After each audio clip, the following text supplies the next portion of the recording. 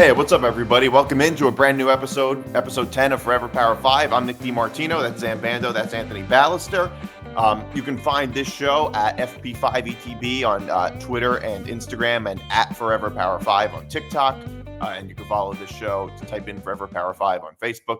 You can follow the Empty the Bench Network at ETB Network on Facebook, Twitter, Instagram, and TikTok. You can follow. You can follow me on Twitter at Nick DiMart, Zan at Zain Bando 99. Everything good? Mm-hmm. All right. Right as I said your name, you jumped. Yeah, what are you doing? Okay. At Zain Bando 99. Anthony at Balester 555 on Twitter and Instagram. You can follow this show on YouTube. This show and all Empty the Bench shows on YouTube.com/ETB Network. You can listen to all Empty the Bench shows at etbpodcast.com. And you can listen to this show, Forever Power 5, wherever you get your podcast. And you can listen to the show on the Empty the Bench Podcast Network. And this show is presented by Playback. The show is presented by Playback. Watching sports is more fun with others, but we spend too much of our time watching alone. Playback is a virtual space where communities can stream live sports together with everyone perfectly synced up. Creators can hop on stage, deliver their own play-by-play analysis and commentary, and invite viewers up for Q&A. Playback makes watching sports fully interactive and a social experience, from playing fantasy sports, repping your favorite players and teams, and watching with the commentators and communities you care about. Win or lose, sports are best enjoyed together. Join us for the NBA Whip Around on... Can we cut that part out? Yeah. Okay, because... do you want me to read it again? Just start it over. Sure, and you know that you can always pause the recording too if you ever need to. Yeah. Because that by the time the show comes out, all right. This show, Forever Power 5, is presented by Playback. Watching sports is more fun with others, but we spend too much of our time watching alone. Playback is a virtual space where communities can stream live sports together with everyone perfectly synced up. Creators can hop on stage, deliver their own play-by-play analysis and commentary, and invite viewers up for Q&A. Playback makes watching sports fully interactive and a social experience. From playing fantasy sports, repping your favorite players and teams, and watching with the commentators and communities you care about. Win or lose, sports are best enjoyed together. Join our community by going to playback.tv/ETB Network to find out more, including our live stream schedule. All right. So we do have a lot to get to. A lot of SEC stuff. Weird year, a very peculiar year for the SEC. But LSU Brian Kelly in this game. This is just a pathetic performance by LSU. LSU gave this game away. LSU completely gave this game away. Texas A&M I think the turning point was in the third quarter when Garrett Nussmeier threw that terrible interception within his own red zone. That was terrible. I think that they almost remind me a little bit of what Texas did against Georgia in the first half. That's kind of what LSU did in the second half. They kept shooting themselves in the foot and giving the ball away with just really good field position. That was my biggest takeaway. They kept, Garrett Nussmeier threw 3 interceptions, all in, 2 of them within his own 30-yard line, and one of them just a rinky-dink throw. LSU completely fell apart. They were one of my picks to possibly be a playoff team, but I don't know. Is this like the whole Brian Kelly? Is this a Brian Kelly thing? Can he not win a big game? I don't like to make everything about the head coach, but this seems to happen so much with LSU. It certainly does. That's number one. And number two, I think just what Mike Elko has been able to do at A&M since coming over from Duke is very impressive.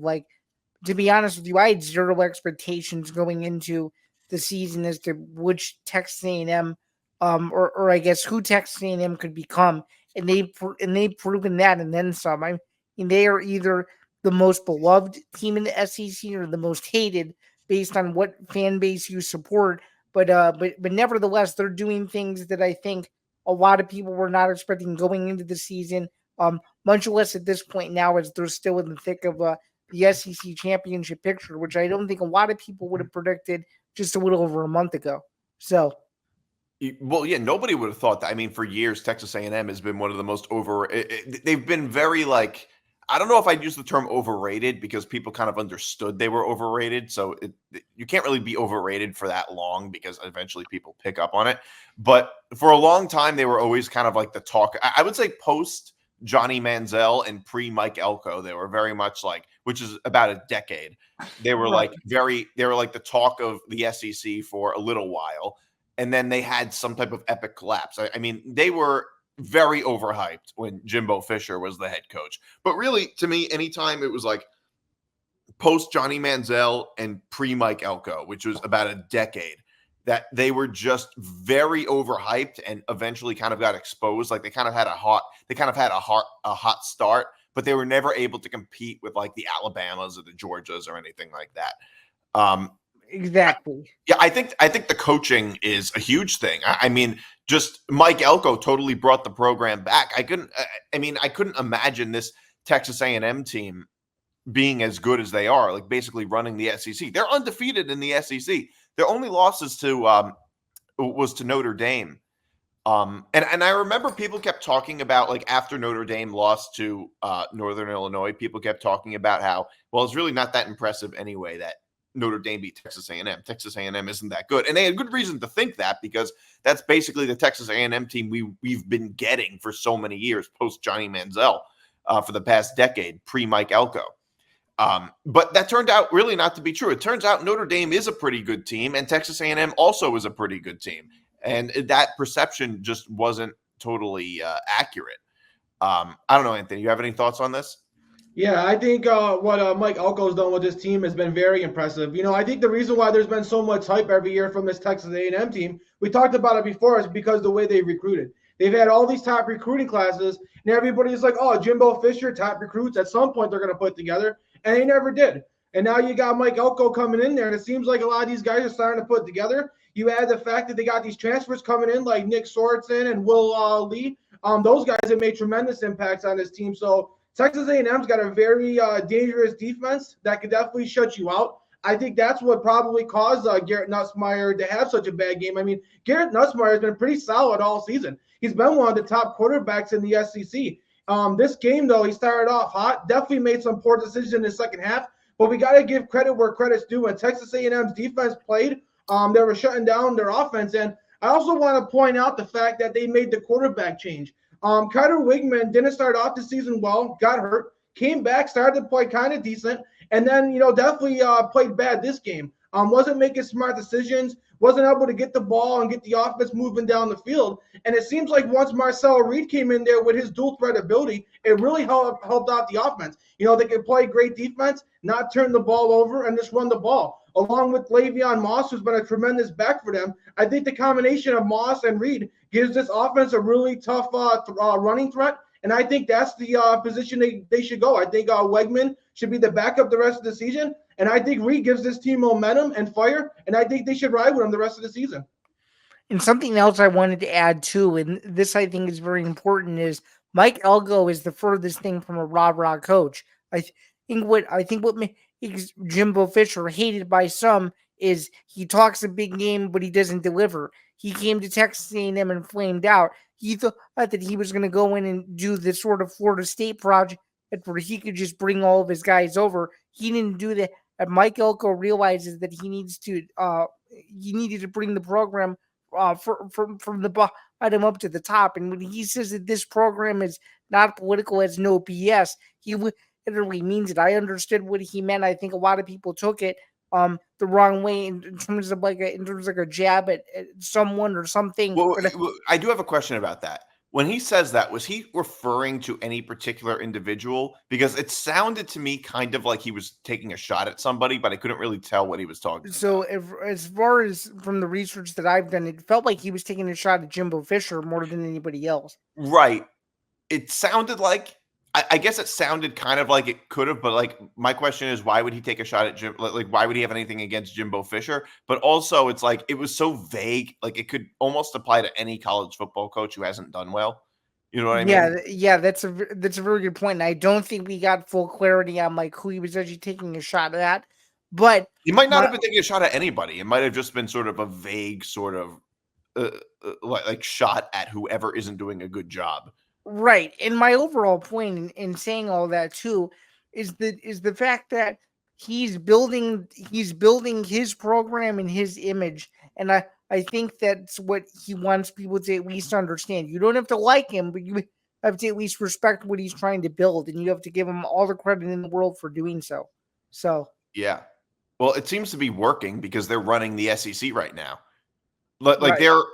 they will probably end up in the SEC championship. Actually, if you look at like what it's going to look like, I mean, there's a good chance that let's say for the sake of argument, Texas beats Texas A&M.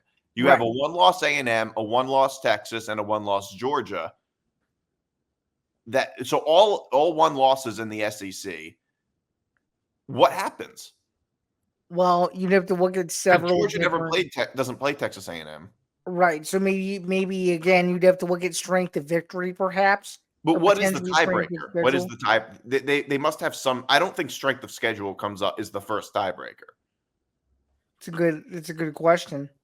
I don't know. I just thought of that. I don't know what the procedure is, because if it can't be head to head, Georgia doesn't beat Texas. Georgia beat Texas head to head, but they can't.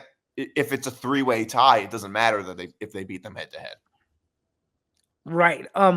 Well, in fact, now that we're on this is according to a press release from the SEC back in August. Here is the tiebreaker procedure. So this is what it reads. In the event of a tiebreaker, teams competing for a place in the conference championship game, the following procedures will be used in descending order until a tie is broken. So we've already ruled out head-to-head competition amongst the tied teams. Record versus all common conference opponents among the tied teams. You'd have to look at individually conference record and perhaps which two teams of the best conference records will probably go, and then you'd have to Well, look no, the best conference records against common opponents, because they all have the same conference record. right, and C would be record against the highest best placed common conference opponents in the conference standings and proceeding through the conference standings among the tied teams. So essentially, you have to do some number crunching, and you'd have to figure it out that way. If those three teams all have one loss, you could have a very similar scenario in the Big Ten as well, which we'll get to in a little bit, where you could potentially have three one-loss teams, and then it would be chaos from there. I think you're going to see a lot more tiebreakers be broken than not, so it'll definitely be a story to follow for sure. Well, that's kind of the problem with the super conferences, which is that there are teams in the same conference who are like competing for the top spots that never play each other. That's part of the problem, and you can't. And they would never have a play-in game or anything like that in football. Right, and the final criterion, just so you guys know, is random draw of the tied teams. You literally have to go back. It would feel like we're back in the 80s again, where you'd have a bunch of commissioners basically pick the random teams out of a hat, and those teams that are picked are the teams that play each other. Yeah, which would be a total disaster, because it would cause a great debate as to who missed out and who didn't, et cetera, et cetera, et cetera. Yeah, and it would also it could potentially totally screw over Georgia. Like, imagine if Texas ends up in the SEC championship game, as opposed to Georgia, if they have the tiebreaker, even though Georgia dominated them in their own stadium. That would be complete BS. But you can't you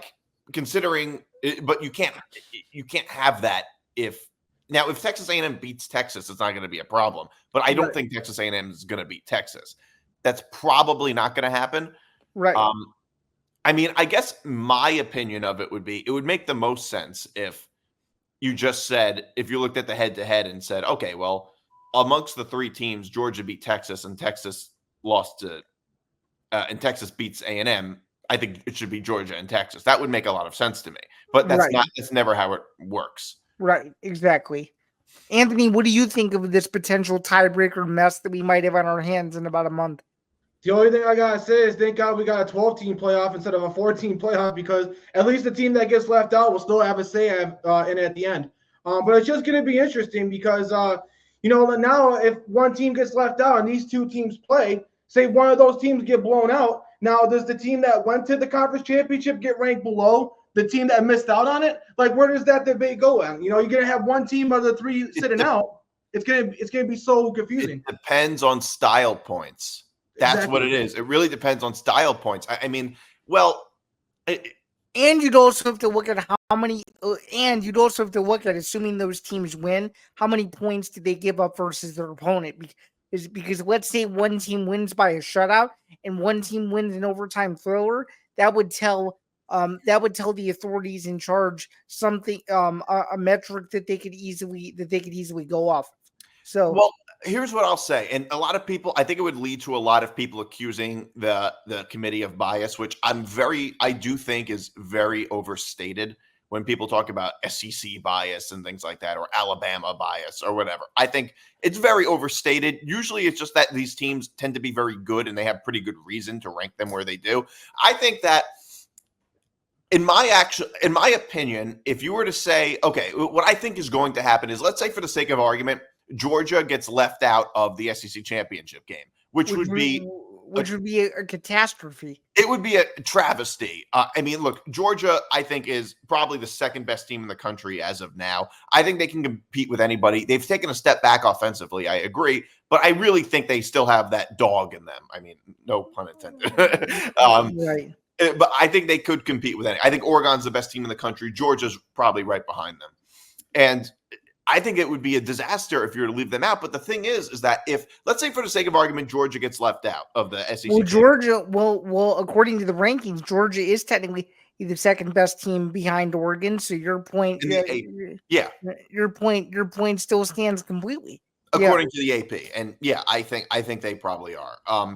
But the point I'm making is there's a good chance they get left out of the SEC championship game. And let's say and imagine if the last week of the season, Texas plays Texas A&M, and then they play again right after they already played in the conference championship game. That's not going to be a great thing for the SEC or college football. Not saying that's going to affect what actually happens because it's all technical. Well, hang on a minute. You just brought up a great point.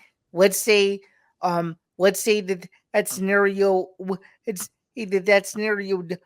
does end up happening, and let's say that Texas loses to Texas A&M in the SEC championship. Is there a case for Georgia to potentially move up because of that outcome? Well, move up, yes, but they can't get a bye. They can't. So for the sake of argument, you're saying if Texas beats A&M in the regular season and then loses in the conference championship game, Texas A&M gets the automatic bye. That's how it would work. But Texas will absolutely be behind Georgia. They would be. Right. Not because they lost in the conference championship game, but because Georgia beat Texas head to head. Right. There would be no justification for Texas to be ahead of Georgia if A&M ends up beating them in the conference championship game, even if Texas had beaten them the last week of the season. I think it's fairly obvious how that would work. But it would be, which is why I don't like automatic bids. To me, I don't like qualifiers too much when it comes to college football. That's why professional sports have that. Like in the NFL, we have qualifiers. You got to win your division. If you don't win your division, you're going to be kind of screwed you're going to be put behind the 8 ball in the playoffs. I really don't like that setup as much as just ranking the best teams or most deserving teams. People often obsessed over record and conference championships. And it's like, there were times with the 4-team playoff when people would be like, oh, how is this team ranked ahead of that team? That team won the conference and that team didn't. But really winning the conference now it's a little different, but winning the conference was something you might look at, but it wasn't a deal breaker. It wasn't end all be all. The year, I'll give you an example. The year Ohio State won the Big Ten when they had 2 losses, one against Oklahoma and one when they got blown out by Iowa.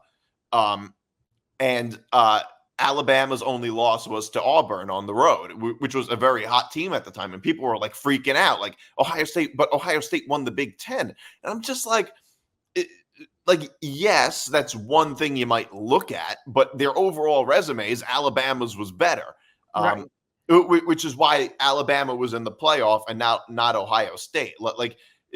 And which is why I don't like the worst thing about this new playoff is the automatic bids. I don't like the automatic bids. Conferences are not all equal, and I don't think winning a conference means you're the best, one of the top 12 teams, one of the top 12. I mean, chances are, if you win your conference, you probably are, but every year it's not going to be like that. Like every year, I think this year your argument could be debunked considering how many ranked teams are in the Big Ten and how many ranked teams are in the SEC. Well, but my argument is not about the Big Ten and the SEC. It's more about like, wait, you're saying that like winning. Are you saying the Big Ten is better than the SEC? No. What I'm saying is what you had just said is that some years winning the conference doesn't always mean you're the best team. I would argue. I would argue this is one of those years where that could be potentially false. Right. I'm not saying it's necessary. Well, I don't think that winning. Well, I think actually, I think this year it could very much be true.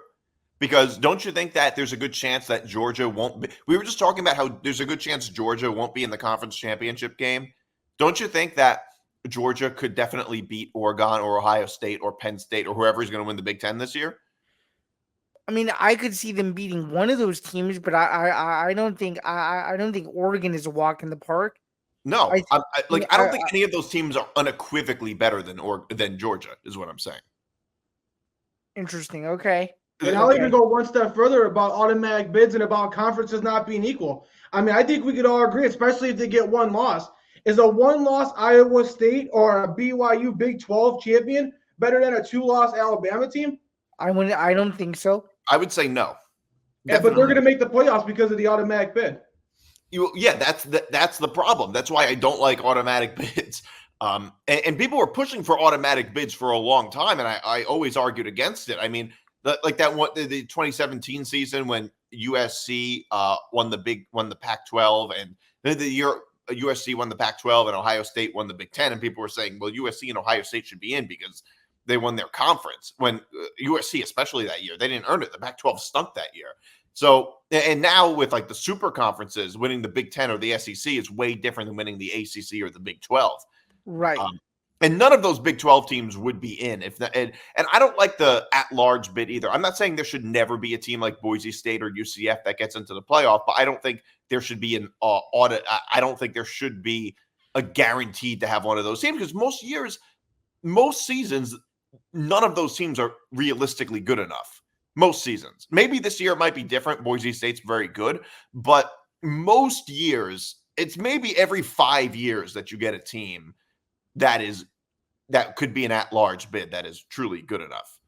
I do want to get to this other big SEC game. Texas, they beat Vanderbilt 27-24. People were talking about how Texas just kind of barely beat them. I don't think that's totally accurate if you watch the game. It's more accurate to say that like Vanderbilt scored within the final minute of the game, sort of in garbage time, and they had to try to get an onside kick. But Texas did kind of shoot themselves in the foot this game a couple of times.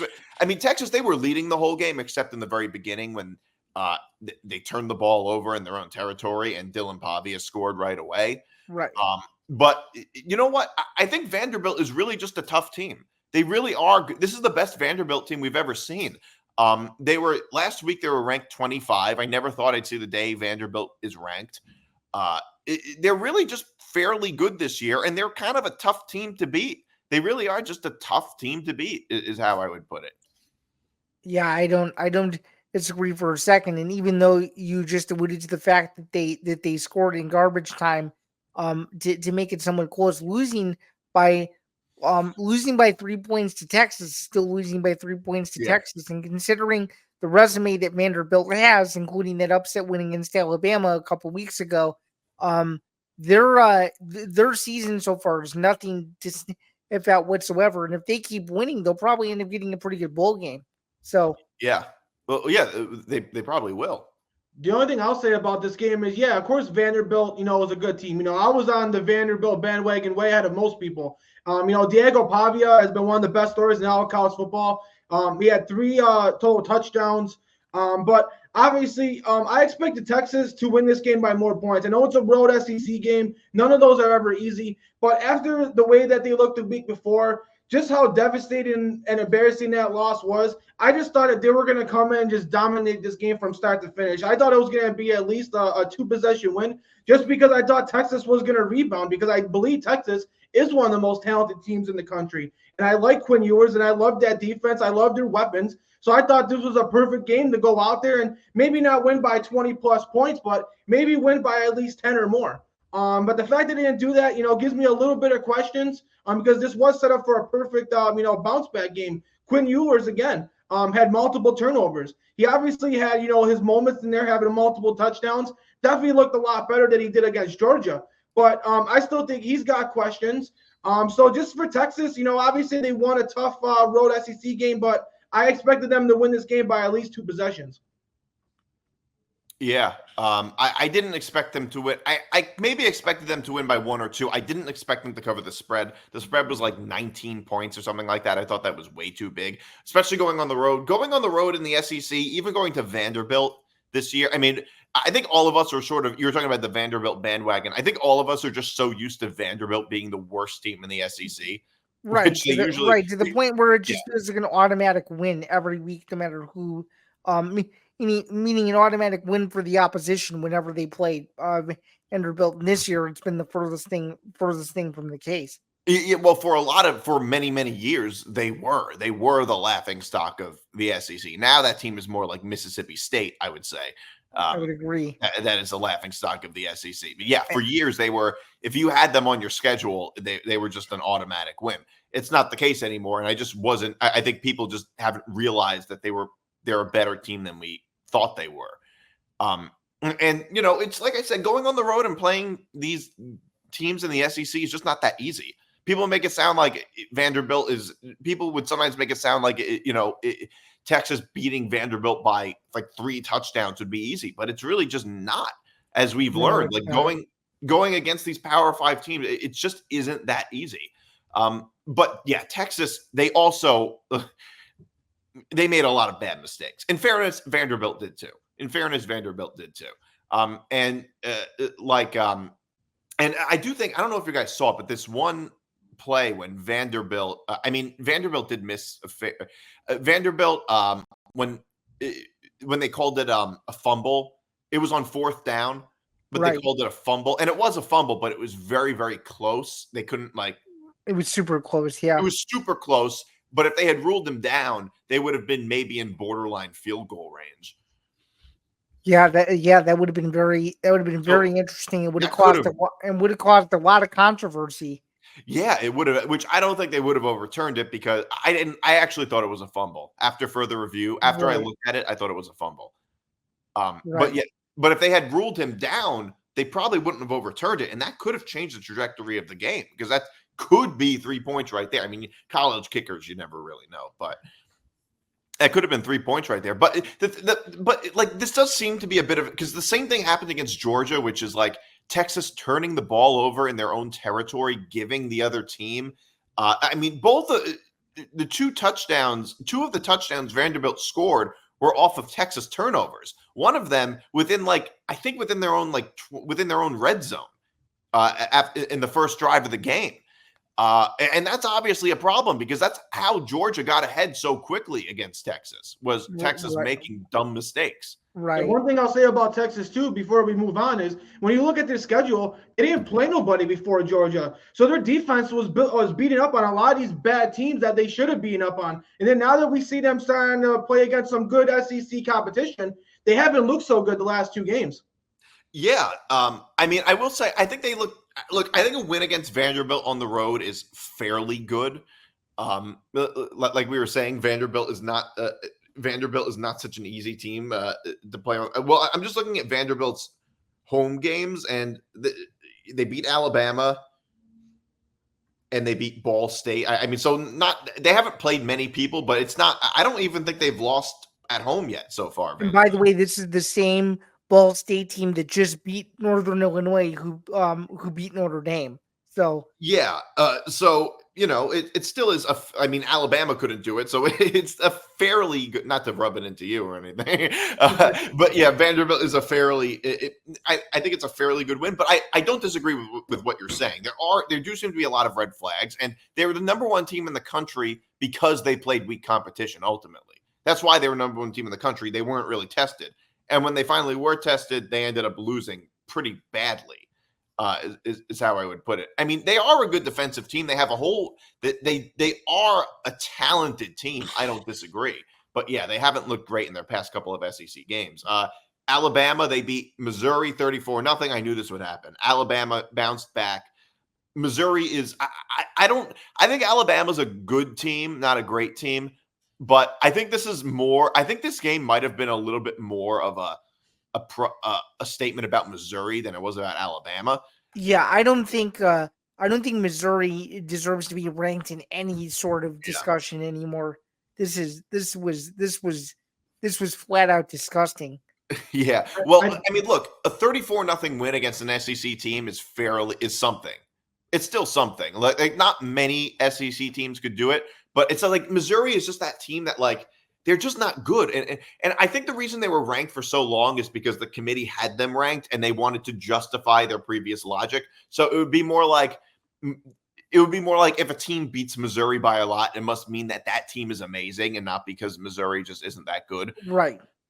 Which is what they were going with for a long time. Their quarterback also got hurt and didn't play in the second half. I think, like I said, I think Alabama did what they were supposed to do. Right. Is how I would put it. I'm not surprised they had a bounce back game against a team like Missouri, which they can't win games on the they are terrible on the road. Missouri, they are terrible on the road.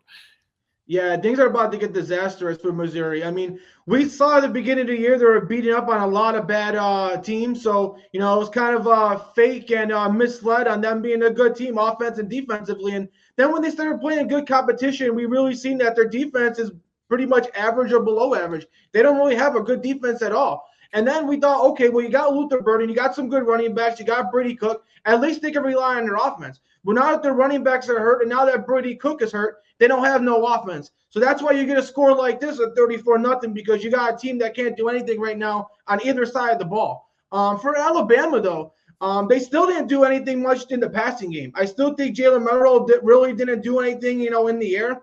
They won this game pretty much by their defense, surprisingly, but also basically their running attack. They had over 270 yards of rushing. They pretty much spread it out. Multiple running backs over 50 yards. Obviously, Jalen Milroe contributed that as well. But, against a Missouri team who's pretty much struggled, I thought Alabama would have a much better passing numbers, and I thought Milroe would have at least a couple of deep touchdowns to either Ryan Williams or some of those other receivers. I know it's a 34-0 win, so you got to be happy a little bit, but I still got questions for this Alabama team going forward. So what are your main questions about Jalen Milroe and the defense? So obviously they played a team that had no offense. So, I mean, you can't give the defense too much credit. I mean, they were playing a team that had no quarterback. But what I got questions on is Jalen Milroe and his passing attack. I feel like he still hasn't gave that answer of being an accurate quarterback that complete short and intermediate throws. And I feel like this was a game where he should have been able to do that, and he wasn't able to do it again. Yeah. Yeah. Yeah, I mean, Milroe hasn't been great these past couple of weeks, and Alabama is very reliant on Milroe because there are so many holes in their game. I think that Alabama's entire season depends on what they do against LSU. I think if they beat LSU, that is effectively like a play-in game for the playoffs. It normally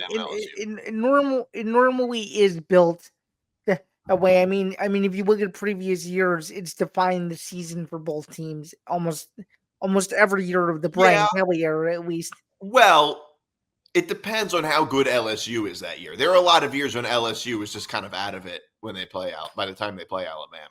Yeah, but at the very least, the game 2 years ago had some implications, though. Jaden Daniels getting that touchdown overtime. The game 2 years ago, yes, and that's what knocked Alabama out of it didn't even help LSU that much, but it knocked Alabama out of the playoffs. And I would say the game 5 years ago, which was the best Alabama LSU game, with the Joe Burrow LSU team. It didn't knock Alabama out of the playoffs. What knocked Alabama out of the playoffs was Tua getting injured. But that Alabama team, I actually think was very good, and I think I think they could have competed with anybody. But yes, that year that basically established LSU as the number one team going on the road and beating Alabama. So it very often is, but this year though, it is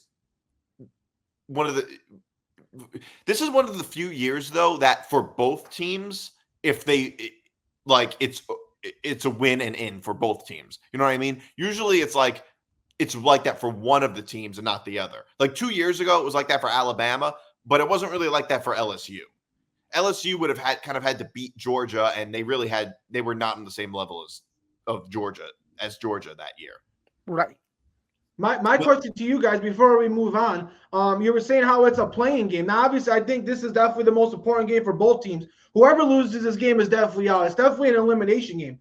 But on the other side of it, would you say that win guarantees a spot in the playoffs? Because it may still keep them in the shot and give them an opportunity and consideration for the playoffs. But I think that win doesn't necessarily guarantee them in the playoffs because both these teams do got some, losses on their records. That's definitely going to hurt them. There's going to be a lot of 10-2 teams in other conferences that they're going to be competing to get in. So I don't think it necessarily guarantees them in.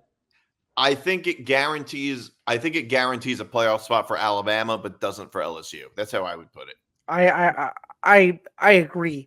And something else to keep in mind too, you have to look at the fact that Alabama, I think, is a leg up on LSU, considering that Alabama beat Georgia earlier in the season. Alabama beat Georgia. That's their best win. LSU's best win is against Ole Miss, right, at home. So I think that clearly beating Georgia is a bigger deal than beating Ole Miss. I think so too, and that's just looking at it as unbiasedly as possible, considering when the Alabama Georgia game was played. So, right, sure. And I mean, I guess you could also argue losing to Vanderbilt is worse than losing to Texas A&M. You could also say it's not as bad as losing to USC. Right, right. Although I don't think that game will have that much of an implication. I don't think. First of all, I don't think losing to USC is that bad, because USC is like in all of these games, and it was also earlier in the season, which they don't usually put that much stock, which the committee doesn't usually put that much stock into. I don't know if you remember the year that 2 years ago, Utah lost to Florida on the road in the first week of the season. Oh, that's right. Yeah. And Utah was really good that year. Well, right. And that's the game where Utah got screwed. He should have had a pass interference call at the end, and they didn't get it. Yeah, they lost to the Anthony Richardson Florida team. That's right. Yeah. It's weird to see Anthony Richardson win games looking back on it. But yeah, that was like, I don't know, 2 or 3 years ago. That was a while ago. 2 years ago. It was 2 years ago. I remember because I had money on Florida. And I was watching the game. So, yeah, basically Alabama LSU is a play-in game. I think it guarantees a playoff spot for Alabama, but doesn't guarantee it for LSU, although they probably would get in. But, if Garrett – and obviously they're playing at home, so they have an advantage. But if Garrett Nussmeier continues to be as erratic in the second half as he was against Texas A&M, well, that's a pretty good sign for Alabama. He just can't be that erratic all the time. Right.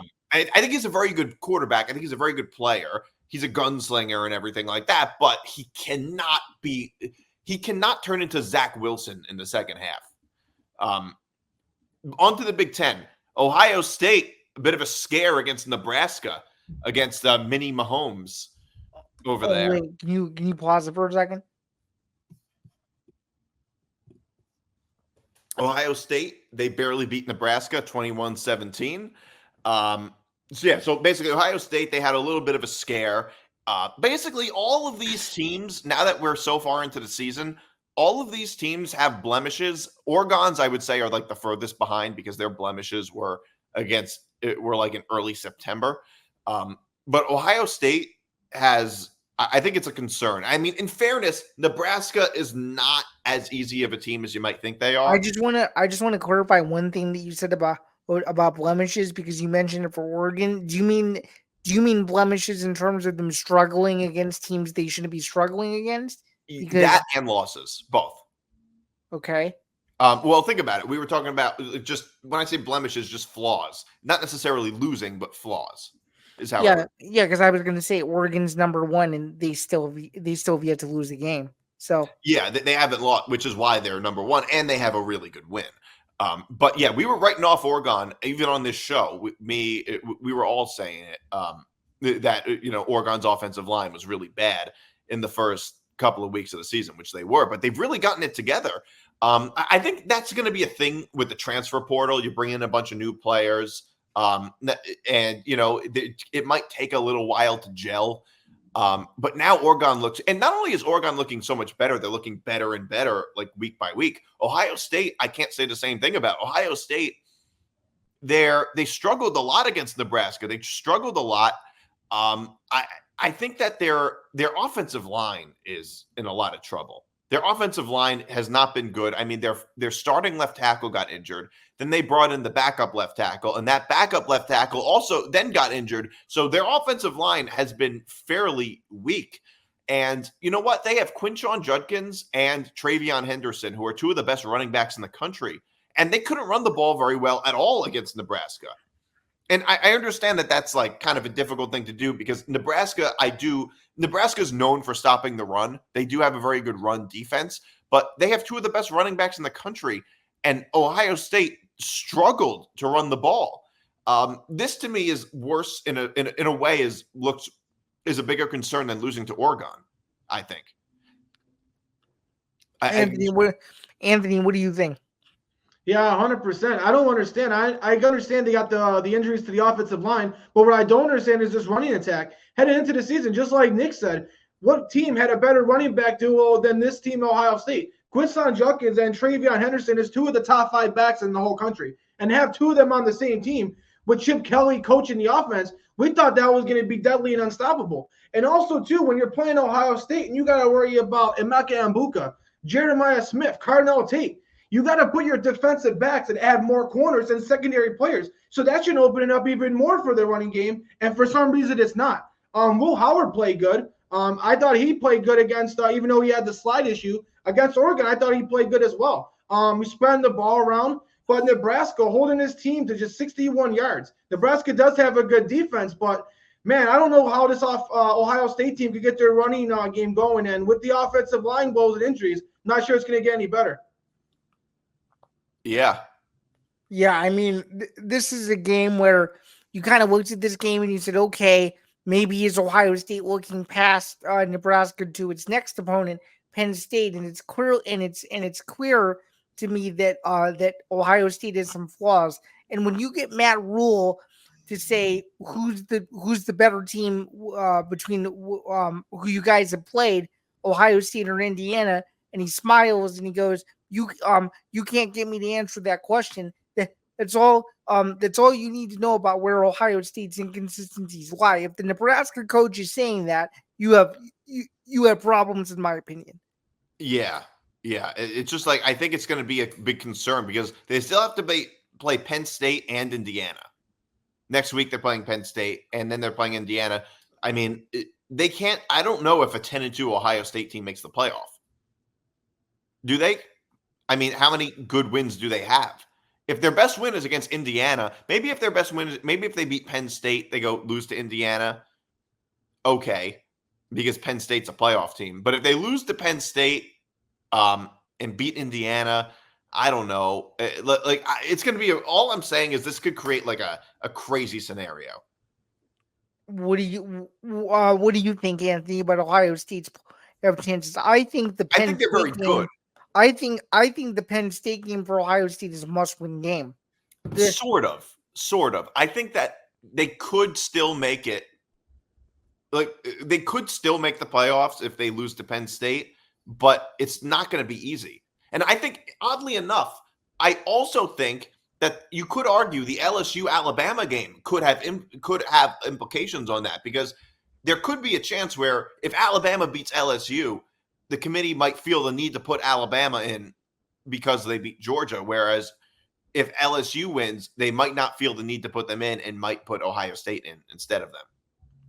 Yeah, I would definitely say it's probably a must win because like we said, there's going to be a lot of 10-2 teams, and I feel like if you're at that 10-2 mark, you don't 100% know what the committee is going to do, and at that point, it's going to come down to style points. And if Ohio State doesn't have a lot of these style points when you're competing against SEC teams that do have these style points and big wins, they could be on the outside looking in. So if I was an Ohio State fan, I'd be nervous if they end up with as a 2-loss team. Yeah, well, just looking at their wins, I mean, they beat Iowa, Michigan State. Those are their two big, and Nebraska, which they almost lost. So it's not the best in-conference resume. And by the way, their non-conference schedule is a joke. It's a joke, 100%. I was going to say that I don't think they have a single good win at all this whole year. They don't. In fact, I would argue their one loss was better than all their wins. It's a good point. You can seriously argue. Their best win probably right now was what? Their blowout against Iowa? Yeah, I mean, scoring 35 points against Iowa is still pretty tough. But yeah, you can certainly make the case that their one loss was in Eugene, Oregon, was tougher than all of their wins. Was better, was more impressive than all their wins. And I think that's a pretty common thing in college football. I can look at a team's loss and think that loss is impressive and that win is very unimpressive. Yeah, I think you can make that case for sure. I mean, they're going to have more opportunities if they end up beating Penn State on the road. That's still going to be a very impressive win. It'll be huge. It'll be huge, and it'll assert Ryan Day's dominance over James Franklin. I know we haven't gotten to this game yet, but it goes to show you how dominant Ohio State has been in that series. James Franklin only has one win against Ohio State since he became the head coach. So yeah. Well, the thing is, though, Indiana has a really good shot at being a playoff team if they go 11-1. 100%. And if, let's say, Ohio State loses to Penn State and then beats Indiana, if that win is against Indiana, then it could be. I mean, I still think they could end up getting in. Yeah, and because then Indiana's a playoff team, right? And then it would be the question of, based on what else happens, who would end up making the Big Ten championship? Because I worry that unless Indiana goes 12-0 or 11-1, they don't have a shot to make the conference championship game. So, yeah. I do want to talk about Oregon, your Illinois team, not to rub it into you, Zan. It's okay. I was Oregon blew out Illinois. Just to be 100% upfront, I was fully expecting Illinois to lose this game. I didn't think they would play as bad as they did in the first half, but I think it just goes to show you that Illinois is a young team. They still have a bit of a ways to go, and this was a measuring stick humble test. But please continue. Yes, that's a pretty good way to put it. Well, I remember we did the show. I think, Anthony, you and Johnny both took Illinois because the spread was too big. I could be wrong about that, but I think that's what you both did. Yeah. And it's one of those things where, and I took Oregon because I was just like, yeah, sometimes when a spread feels too big, it really isn't. A lot of times that's really the case. On Oregon, they're just so good. I think they're a really hot team right now, and it feels like anybody outside of like the top 10, they would beat by 3 touchdowns or more. Yeah, I was definitely impressed by Oregon. I thought maybe, because they had that, hard, tough win against Ohio State, I thought maybe they would start looking past teams and looking to the playoffs. But no, that's not the case at all. They're getting better and better each week. Dylan Gabriel has established himself as definitely one of the top guys for the Heisman Trophy. Oregon's offensive line is one of the best in the league now, or one of the best in college football now. And their defense is now one of the best. They got a great defensive line. They got a lot of good pass rushers. I mean, this team doesn't really have a lot of weaknesses now. Evan Stewart's getting deep touchdown passes every week. Tej Johnson, the other wide receivers, contributing. He can't be covered in the slot. So this Oregon team is a really tough team. And, I do feel bad for Illinois. They've had such a good season. They played so many competitive football games, and they've been such a good story. But we figure that this probably could be the game where we've seen Luke Altmaier look like the Luke Altmaier that we're used to seeing. And, I mean, Oregon does that to almost every quarterback, so you can't blame Illinois too much for that. That's true. And you have to look at the fact that actually Illinois did play a little bit better in the second half, even though the score really didn't indicate all that much. And I would say this as someone who's followed Illinois into Illinois and has watched Illinois football for quite some time. Illinois has now lost the 2 games that it was expected to lose, and assuming outside of we're going to get to in a little bit, assuming that they're favored in almost every single game, that's the way there's still a good outside chance for either a 9-win or 10-win season. So this loss isn't too much to hang your hat on, considering that they've now lost to the number 1 and number 3 teams in the nation. So, yeah, that is true. Notre Dame beats Navy 51-14. They killed them. I also took Notre Dame this game. I love Notre Dame too. It feels like every week Notre Dame and Texas A&M's resume just keeps blowing up, getting better and better and better. It seems like, and that loss to Northern Illinois makes even less sense. It makes even less sense. We're all just sitting there like, how did that happen? But Notre Dame does that every year when they just have that one game. It's like they have to hit rock bottom and then they soar all the way to the top. Notre Dame is in such a great position. All they got to do is beat USC. By the way, I said this last week, it would be the most Notre Dame thing if they ended up losing to USC at the final game of the season and missing the playoffs. That would be the most Notre Dame thing to happen. It would be terrible because it would be just like the same year where Stanford knocked them out of the playoff on the winning field goal at Stanford in a huge upset back then. Notre Dame was almost a shoo-in that year to make it, and they somehow lost to Stanford. Yeah. I mean, Navy is no slouch either. Navy's a fairly, I know they're a service academy team, but they're actually not bad. This was definitely Notre Dame's signature and most impressive win by far. I mean, they lost Benjamin Morrison, one of the top corners in all college football, and Bo Horvath, the quarterback for Navy, surprisingly, even though they're always a running team, has been throwing the ball down the field. So the combination of that and the combination of this being one of the best Navy teams we've seen in a while, it seemed like this could be a game where Notre Dame wins, but it's close and sloppy. You know, Riley Leonard hasn't been a quarterback that's been able to throw the ball successfully down the field. And, you know, this game was the exact opposite of that. Riley Leonard probably had his best game as a quarterback this season. He was throwing the ball through the air. Their running attack was unbelievable. They were shutting down Navy's passing attack. And one thing that killed Navy was the turnovers. Navy, a team that's been so good with keeping the ball clean, had multiple turnovers in this game, which led to the blowout that we had. But Notre Dame has definitely impressed me a lot. And it's definitely night and day from what I thought they were after that Northern Illinois loss to where they are now. Yeah, so of all the teams that they're playing, the only one that has a winning record is Army, and they're undefeated. But, I mean, it's Army. So that should be I'm sure there'll be double-digit favorites at home, by the way. So I'm sure Notre Dame will be double-digit favorites there. I mean, like I said, I think the toughest game might actually end up being USC on the road at the end of the season. I think so, too, because USC, if they're not bowl eligible, could be playing for a bowl berth in that game to get to 500. And like I said, I could totally see USC because like USC is in all these games, in so many of the games that they're losing. It's like, I feel like part of me feels like they're due to win one of them at some point, even though I think Notre Dame would probably win. But like, I just think I could totally see them stepping in a landmine in that last week of the season. Let's get to some picks. Ohio State at Penn State minus Ohio State's giving 4 at Penn State. I do like Ohio State this game. I think Penn State, first of all, I don't know what the deal is with Drew Aller. He didn't play the second half of the game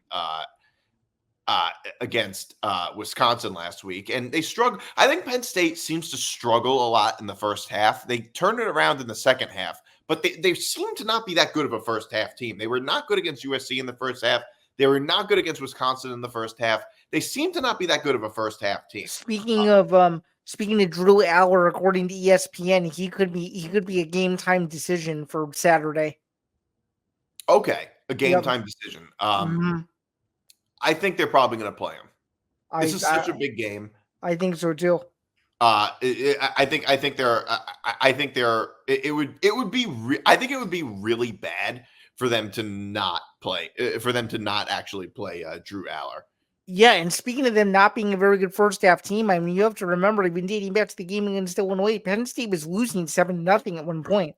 So, yeah, they're not a good first half team to say the least. I think the only good first half, there's maybe been 2 good first halves that they've had all year, and that would be West Virginia and UCLA. Otherwise, I would agree. That's more so. That's more so about it. Yeah, and by the way, I think both these teams. I think last week for Ohio State was a bit of a look-ahead game for them. I think think that's so too. partly the problem. And yeah, I do think Ohio State has a lot of problems. I think Penn State does. I think Penn State kind of does too. Although I think they're going to give Ohio State some problems for sure. Though I do think Ohio State's a better team. I do like Ohio State to cover the points. And I also think this is more of a must-win for Ohio State than it is for Penn State, because if Penn State loses, they're 11-1. Even if they don't, even if they don't end up winning the Big Ten, they're still a playoff team. 11-1 Penn State is still a playoff team. While I don't disagree with you from one aspect, I do disagree with you from another. I do think this is a must-win for Penn State, because if Penn State loses this one, I think people are going to be pointing the finger at James Franklin, saying this is another opportunity that you had to potentially have a perfect season, and you lost to your kryptonite because you do it every single year, and you will always make up the same excuses every single year for why you guys lost.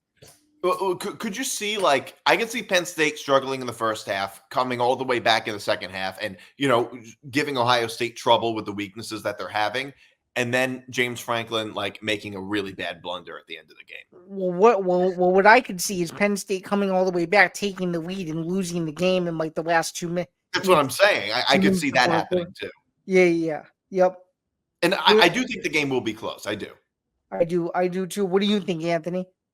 Well, when you really dig deep in this game just screams Penn State. I mean, they're the home team. They have a stingy defense with Abdul Carter, Zane Durant, and now you're going up against a struggling, injured Ohio State offensive line that couldn't block Nebraska and couldn't get their running game going. And now I'm supposed to expect the running game to get going on the road against a much better defense. But I'm still going to pick Ohio State. And The reason being is because I just can't see for the like of me Penn State beating Ohio State. I just for some reason cannot see it. It's got a gut feeling. Even if all the stars align for Penn State, I just can't pick them. Like you said, maybe they play a close game and maybe James Franklin messes it up at the end. I don't know. But for Drew Aller, I feel like I feel bad for him because last year at this time, this was the game where he played really bad. And this was the game that all the whole country saw Drew Aller, and everybody said, "Oh, he can't play. He has accuracy issues, and he's not a good quarterback." And this is the perfect game for him to bring back and kind of kill off those demons. But now with him being injured, I feel like he's not going to be 100%. He's not going to be able to play to his full ability. And I also don't trust Penn State's receivers. They really can't catch. Julian Fleming has his inconsistency issues here and there. So the combination of that. I'm going to go with Ohio State to win and cover. Me too, and I could definitely see several Ohio State players waving goodbye as rubbing in as they leave Beaver Stadium when the game is over. One final question that I had on this game before we moved on: there seems to be a lot of chatter, specifically on social media, about this game being the big noon kickoff game instead of a night game like Penn State likes to do these major Big Ten marquee night games. Do you guys have any quick thoughts on this game being a big noon kickoff game versus not? Because it seems to be a point of contention in the Penn State Twitter community. So I wanted to get your guys' thoughts on that really quick. I love how you unironically said Penn State Twitter community. I thought that was kind of funny. I'm pissed off that it's a big noon game because I'm not going to be able to watch it. I'm going to sleep through it. So that sucks for me. I don't like it when any big games are on at noon. That's how I view it personally. But, Ohio State and Michigan is always at noon. So a lot of big games are at noon. It's not really anything new. No, right. It's just, it's now multiple times that Penn State has been the big noon game and people are sick of it. I mean, Penn State's one of the best teams in the country, so I don't really have a problem with that. Like, is there any better choice for a big noon game? I mean, I think this is probably the biggest game of the weekend, I would say. Yeah, I don't. I prefer it if the biggest game of the disagree. Weekend is like a night game or something like that. I think that would make more sense, but that's not always how it works. Right. Like some years, Ohio State, Michigan is the biggest game that week, and they're always on at noon. that game is never a noon game. So never not a noon game. So Right. I just feel like, I don't know if it's me, but I actually like the big new kickoffs.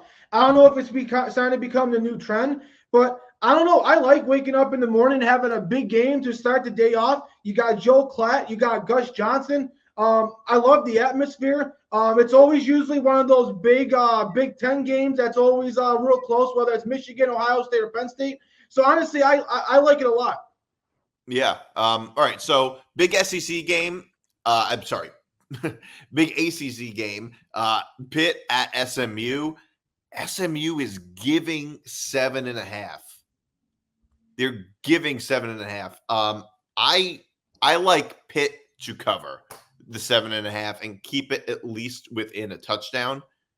I like Pitt too because I think they have a better quarterback, and I think that's what's going to make the difference. Yeah, talk about two good teams this year that we probably haven't brought up one time this whole year. Yeah, really. But both these teams have been really solid. But I'm going to go with Pitt. I like Pitt's defense. SMU should have lost last week to Duke. I mean, I don't know how you have that many turnovers and you still end up winning the game. I mean, it's absolutely insane. And I know Kevin Jennings, he has a dual threat ability. He can, kill you on the run, but he has struggled in the passing department. And Pitt's defense has been very, very stingy. I mean, pretty much they took Kyle McCord last week, who everybody was saying, oh, he's a Heisman candidate, and they made him look like he shouldn't even be playing college football. I mean, they were forcing him into multiple interceptions and pick six, and I love this Pitt defense. I know they're going on the road. He had five. That's to ask for. He had 5 interceptions at one point. Yeah, it was. And by the way, people forget both these teams are undefeated in the ACC. They're both undefeated in conference play. Yeah, both these teams are playing for a lot. I know we got Clemson and we got Miami, but whoever wins this game is going to be right there in the thick of it. And I love Pitt's defense. I love their running back in Reed, and Eli Holstein has been a pretty solid quarterback as well. So yeah, I know SMU's got a good pass rush led by Elijah Roberts, but I can't trust them after all those turnovers last week. So I got Pitt. Yeah, and Pitt, I mean, their schedule is going to get tougher. In fairness, I mean, Pitt's won. I mean, they're undefeated in conference play, but their schedule has been favorable, whereas their schedule is going to get a lot tougher. They still have to play. I mean, Virginia, SMU, by the way, is going to be one of the tougher games. They have to play SMU on the road this weekend, but they play Virginia at home. That's fairly easy. But then they have to play Clemson at home, then Louisville on the road, and then Boston College. Boston College shouldn't be that hard, but. I mean, Louisville, they're 5-3, but they're not that bad, Louisville. So you never know. No, they're not. But if Pitt somehow upsets Clemson, which we've seen before, that would be from the way Clemson's playing right now. I don't think that's going to happen. But they are playing at home. You never know what might happen. So Pitt really is actually still alive for the ACC to make the ACC championship. Yeah, it's pretty wild considering they're quietly the 18th team in the nation, but I think people that have really seen them could maybe argue that they should be up a few spots, and they already are. This is a huge game for both teams. Yeah. So number one team, Oregon at Michigan. Oregon's giving 14.5. I think Oregon kills them. Michigan is just a disaster right now. They're probably not even. I don't know if you guys saw Jack Tuttle retired. Yep, he did. Quarterback. He retired due to multiple concussions. He was also injured. I mean, it's been a total disaster for Sharon Moore. I mean, fresh off of a national championship season. Granted, they didn't get everybody back, but this Michigan team has been a complete dumpster fire. And I was there in person when it lost 21-7 to Illinois. And their offense minus one touchdown for Mullings couldn't do anything. And now you're being asked to defend home field against the number one team in the country who's played like an absolute wagon. The last few weeks, I think the spread is totally justified. I think Oregon wins this game and essentially kills Michigan season. I mean, this Michigan team is in such a bad state that some bowl projections have them playing in the Quick Lane Bowl in Detroit. I mean, that is literally how far this program has fallen off in such a short amount of time. They could maybe prove me wrong and pull off one of the biggest upsets in college football this year, but I just don't see it happening. This team is in total turmoil, and I when you see it, when you can barely beat Michigan State at home, who's under a first year coach, that's a bit of a concern. So I don't know. Yeah, I'm definitely going Oregon to win and cover. I was a fool last week to think Oregon win and cover. I'm not going to make that same mistake again. Michigan just having a carousel quarterback. They go from one guy to the next guy, back to the other guy. So I don't know who they're going to go with. It don't matter. There might be a fourth guy that we don't know of. Yeah. So I didn't know who Jack Tuttle was before they put him in. Yeah, I don't know what they're going to do. Even the running game, which is they were able to rely on, hasn't been as good as well. So this team is just a dumpster fire, like you guys said. So I'll keep it short and sweet. Oregon to win and cover. Yeah. All right. A&M, Texas A&M at South Carolina. I will say Texas A&M. They're only. I like A&M. I think that they're on a roll right now. 2.5. I don't think it's that big, although I do think this spread might seem really small. South Carolina is a tough team. I think they're good against tough competition. South Carolina is a tough team, and they're good at home too. And if Lenora Sellers didn't get hurt, they probably would have beaten LSU. Right. Exactly. But I still like Texas A&M to cover. I think they're on a roll right now. I do too. Especially with Marcel. I assume they're going to start Marcel Reed at quarterback.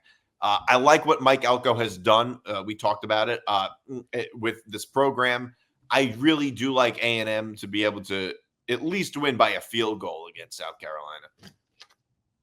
Maybe the spread feels too easy. I don't know. Speaking of Marcel Reed and if he'll potentially start, this according to the Sports Illustrated South Carolina site as of a couple of days ago that reportedly the Gamecocks are preparing to see potentially not just one Texas A&M play during the game, but two of them. So it could be a very interesting game. Yeah. What do you think, Anthony?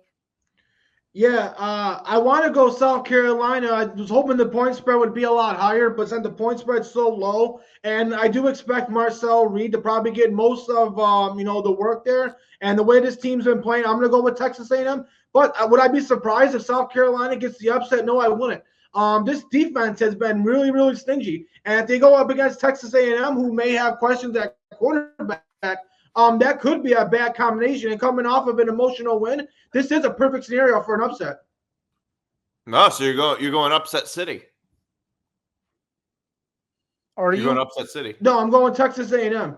Oh, you are going. Okay, you are going Texas A&M. Yeah, he said that it wouldn't be a surprise if South Carolina pulled off the. Oh, okay, I see what you're saying. I see. I got A&M too. So. Yeah, Louisville at Clemson, another big SEC game. ACC.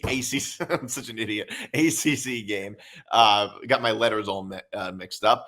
I like Clemson to be able to win this by 2 touchdowns or more. They're playing at home. Clemson is really looking good right now. People kind of wrote them off because they got killed by Georgia in the first week of the season. But I think Clemson's going to roll through the ACC. I think they're even going to beat Miami, and they're going to get a bye in the playoff. I really like Clemson. Louisville's shown to be a bit more flawed. But yeah, I like Clemson. I'm going to be bold here and say that Clemson routs them 38-13. I think this is easy. I think that Louisville has played a bit of a weaker schedule as of late. I don't really like any of their personnel on either side of the ball, and you just can't bet against Sweeney at home. I love Clemson this week. Yeah, I know Louisville has had a lot of shootouts and a lot of good comeback wins, and Tyler Shunk has been throwing the ball all over the field. Ja'Cory Brooks has been one of the best receivers in all college football, but Clemson and Kate Klubnik is on a tear. I honestly think if they play in Miami, I might even pick Clemson to beat Miami right now. That's how much I like Clemson. So I'm going to go Clemson to win and cover. All right. I do want to do this game. Kansas State at Houston. They're at Kansas State. Hold on a second. I'll fix that. Kansas State minus 13.5 at Houston. I don't think Kansas State is that good, to be honest. They needed it. I don't think they're that good, but although they are in the running to get to the Big 12 championship, I don't think it's going to happen. It's because they played a very weak schedule. Right. That's why, and their only loss to BYU, and it's amazing that they didn't lose that game by more than what they did. And I would somewhat agree with you as well. They've also had a lot of night games. You guys haven't noticed too, and they needed a field goal from Chris Tennant to beat Kansas. And if you mean to tell me that you need field goals to beat Kansas, that's a bit of a concern.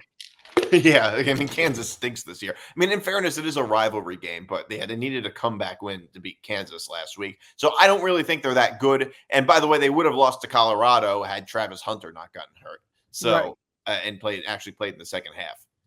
Right. Yeah, it's funny you guys brought up that they needed field goals to beat Kansas, but that's the same Kansas team that beat Houston. So, I mean, I don't think Houston's been that good this year either. No, they got they're a lot not. of questions. I don't think I gave a pick. I like Houston to cover, but Kansas State to win. Yeah, I like Houston to cover as well, but Kansas State should win. Neither of these teams are good against the spread either. So yeah, I don't think I just can't trust Kansas State to cover a 2-touchdown spread on the road.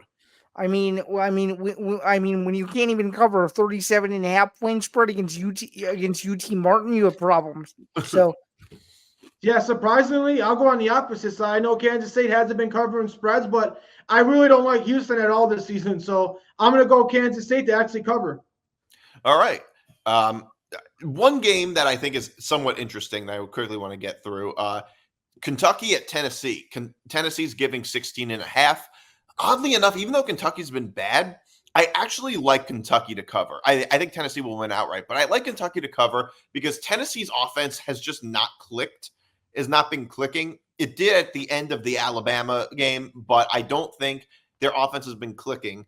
And also, I think it'll be kind of low scoring, not just because of good defense, but also because of bad offense. But also, Kentucky, they're like the Purdue of SEC teams. Like they always play so much better against teams that they're not supposed to be good against. And I think Kentucky will actually give them a bit of a run for their money like they did against Georgia. So I like Kentucky to cover. Yeah, even though the game is at Neyland Stadium, I think this spread is a little bit too big for me to take Tennessee to cover, but I will take them outright to win. I think Kentucky does enough to keep it somewhat close, but I think Kentucky scores a touchdown late, probably ends up winning this game by about 8 to 10 points. Where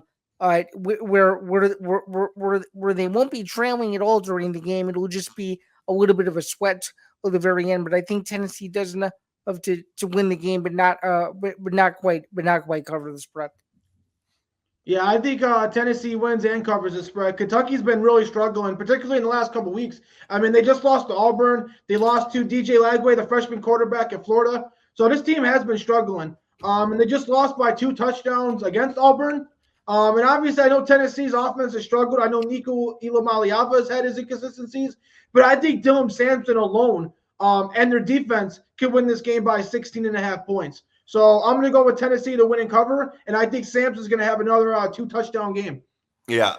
So final segment of the day. It's time for another edition of Unnecessary Wagers. It's a 12-leg parlay. I have Ohio State money line against Penn State. So we just talked about that. The over 53.5 Ole Miss and Arkansas. Ole Miss games tend to go over. They tend to be like roller coaster rides. Their defense isn't really great. And they can put up a lot of points, Ole Miss. And this Arkansas team is strange. That might actually work. Yeah. For you, Zan, Illinois +3 against Minnesota. Okay, I like that. Vanderbilt +6.5 against Auburn. Okay. Auburn is basically the second worst team in the SEC behind Mississippi State. Vanderbilt's look pretty good. And yeah, +6.5. They're getting almost a touchdown against Auburn. Auburn sucks. Indiana -7.5 against at Michigan State. I think Michigan State sucks. Indiana is very good. They're winning these games by fairly big margins too. They have an amazing offense. Huge, and they average almost 40 plus points a game. So that to me seems like the easiest pick of the entire week. Yeah, I have, defense too. Believe it or not, I took Mississippi State -18 against UMass. Okay. USC -2.5 at Washington. A&M -2.5. The under in the Kentucky-Tennessee game, 30.5. Wow. Okay. I could see that going under. Clemson minus 11. Again at versus Louisville.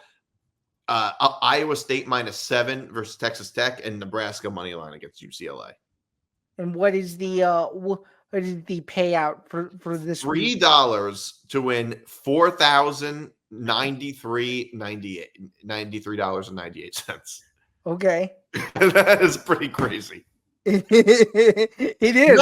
I've been doing this segment for 2 years. Not one of them has hit. One of them would have hit 2 years ago when LSU lost to Texas A&M the final week of the season. It would have hit that 1 year if LSU had just beaten A&M, the Jimbo Fisher A&M team, which should have been an easy team to beat. No way, that's crazy. Yeah. So I don't. Yeah, just another grievance I have with Brian Kelly. All right, that's our show today. We'll be back next week. You can follow me on Twitter at Nick DiMart, Zain at Zain Bando 99, Anthony at Balester 555. This is Forever Power 5. Follow us on Twitter and Instagram at FP5ETB, at Forever Power 5 on TikTok. You can follow us Forever Power 5 on Facebook. We'll be back next week. That's our show.